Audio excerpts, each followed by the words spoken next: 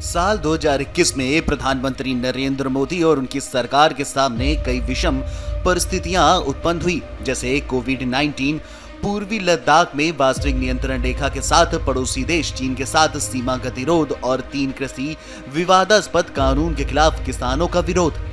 इन सब के बीच कई अहम और महत्वाकांक्षी फैसले भी लिए गए।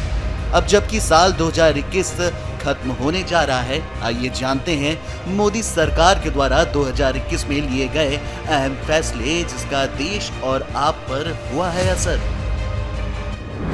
सेमीकंडक्टर इकोसिस्टम के लिए 76,000 करोड़ रुपए।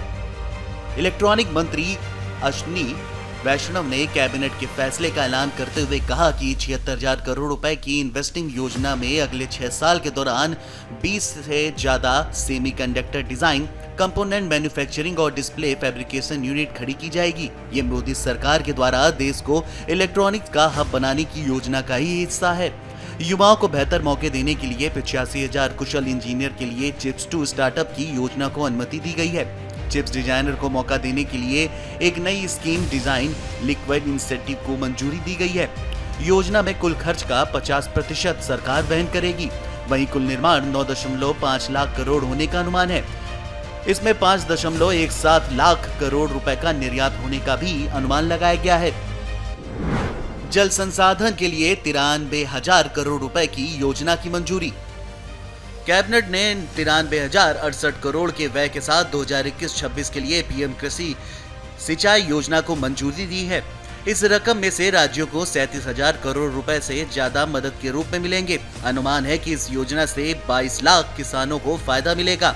इसके साथ ही इरिगेशन बेनिफिट प्रोग्राम हर खेत को पानी वाटरशेड डेवलपमेंट कंपोनेंट को 2021 से आगे भी जारी रखने को मंजूरी दी गई है। अब डिजिटल से भुगतान पर मिलेगा फायदा। कैबिनेट के फैसले में यूपीआई और रुपए डेबिट कार्ड के जरिए डिजिटल लेन देन पर 1300 करोड़ रुपए के शुल्क को वापस करने की मंजूरी दी है। इलेक्ट्रॉनिक्स और आईटी मंत्री अश्विनी वैष्णव ने जानकारी देते हुए कहा कि सरकार मर्चेंट डिस्काउंट रेट के तहत व्यक्तियों द्वारा कारोबारियों को किए गए डिजिटल भुगतान पर लगाए गए लेन देन शुल्क को लौटाएगी। मंत्री ने कहा कि आने वाले 1 साल में सरकार योजना में करीब 1300 करोड़ रुपए का निवेश करेगी, ताकि अधिक से अधिक लोग डिजिटल भुगतान की ओर बढ़ें। कृषि कानून को निरस्त करने की घोषणा। केंद्र सरकार के 3 विवादास्पद कृषि कानून के खिलाफ पंजाब और हरियाणा के किसानों ने हजारों की संख्या में नवंबर 2020 से धरना प्रदर्शन कर रहे थे। मोदी सरकार के मंत्रियों ने उन्हें समझाने की तमाम कोशिशें की, मगर प्रदर्शनकारी किसान अपनी मांग पर अड़े रहे और सरकार की हर अपील को नकारते हुए धरना स्थल पर जमे रहे। अंततः जब मोदी सरकार किसानों को समझाने और आंदोलन वापस लेने में असमर्थ रही, तब 19 नवंबर 2021 को आंदोलनकारी किसान संगठन के साथ बातचीत कर अपने अधिनियमों को रद्द करते हुए किसानों के आंदोलनों पर विराम चिन्ह लगाने में सफल रहे। कोरोना का मुफ्त टीकाकरण। ये पूरा साल भारत कोरोना वायरस की दूसरी लहर से जूझता रहा है। पहले 40 की उम्र तक के लिए वैक्सीनेशन और उसके बाद 18 साल की उम्र के लोगों के लिए वैक्सीनेशन मिशन का विस्तार किया गया। 7 जून 2021 को प्रधानमंत्री नरेंद्र मोदी ने घोषणा की कि केंद्र सरकार 21 जून से सभी को मुफ्त टीके उपलब्ध कराएगा। प्रधानमंत्री मोदी ने कहा कि केंद्र वैक्सीन निर्माताओं से 75% टीके खरीदेगा और राज्य सरकारों को मुफ्त में वैक्सीन मुहैया कराएगा।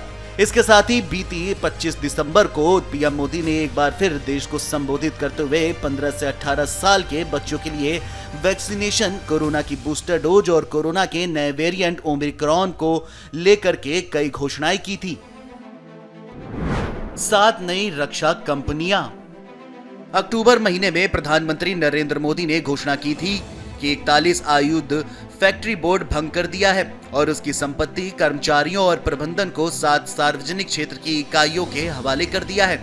आत्मनिर्भर भारत पैकेज के तहत केंद्र सरकार ने 16 मई को घोषणा की थी कि वह ओएफबी के निगमीकरण द्वारा आयुध आपूर्ति में स्वायत्ता, जवाबदेही और दक्षता में सुधार करेगी।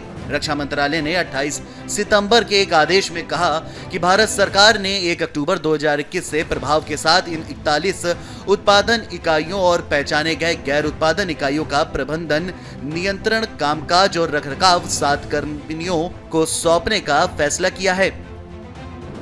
गति शक्ति नेशनल मास्टर प्लान।